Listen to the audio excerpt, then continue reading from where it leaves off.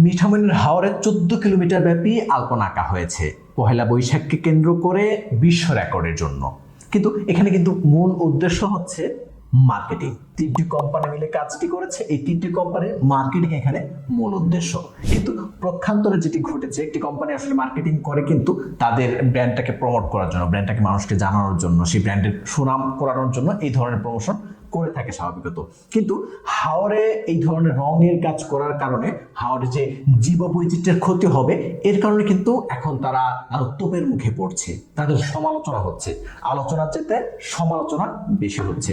এই মার্কেটিংটাকেই যদি একটু ভিন্নভাবে একটু ঘুরিয়ে করা যেত, তাহলে কিন্তু আরো বেশি আলোচিত হতো, আরো বেশি নান্দনিক হতো, মানুষের জন্য উপকারও হতো। দেখুন, এটি একটু বিস্তারিত আলোচনা করি আপনাদের সাথে।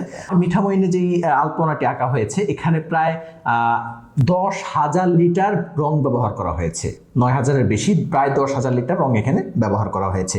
এই রংগুলো যখন এই মিঠামইন হাওরে যখন পানি উঠবে বর্ষার সময়, তখন কিন্তু কেমিক্যাল যুক্ত রংগুলো কিন্তু ধুয়ে চলে যাবে পানির মধ্যে, যেখানে মাছ আছে, যেখানে বিভিন্ন ধরনের ফসলাদি চাষ হয়ে থাকে। আর এই হাওরে যাওয়ার কারণে সেই মাছগুলো সেগুলো খেয়ে নিবে এবং প্রক্ষান্তরে কিন্তু সেগুলো আমরাই খাবো।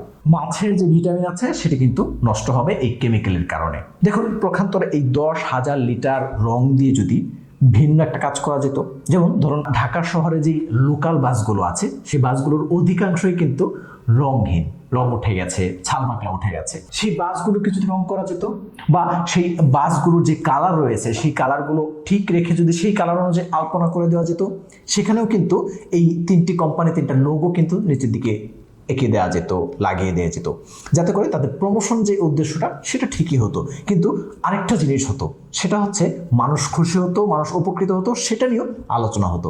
স্বাভাবিকত ঢাকা শহরে যেই লোকাল বাসগুলো চলে, এগুলো রং করার জন্য, একটি বাস রং করার জন্য কিন্তু 8 থেকে 10 লিটার রং স্বাভাবিকত দরকার হয়। আমরা 8 না ধরে 10 লিটার রঙই যদি আমরা ধরি প্রত্যেকটা বাসের জন্য, তারপরও 1,000 বাস রং করা যেত।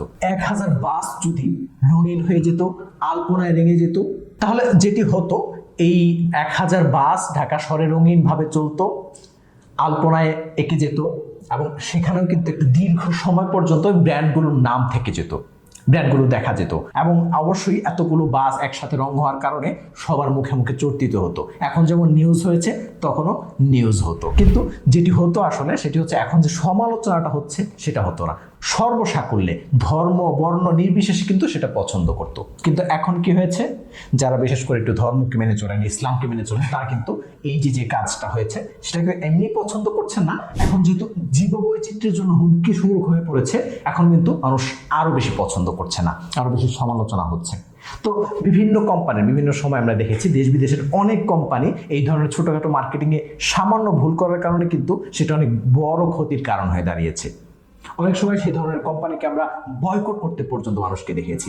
তো যেটি বলছিলাম যে আসলে মার্কেটিং যদি উদ্দেশ্য হয়ে থাকে, তাহলে সেটাকে অবশ্যই প্ল্যানিং করে করতে হবে, যাতে এই ধরনের কোনো ধর্মকে, কোনো বর্ণকে আঘাত না করে।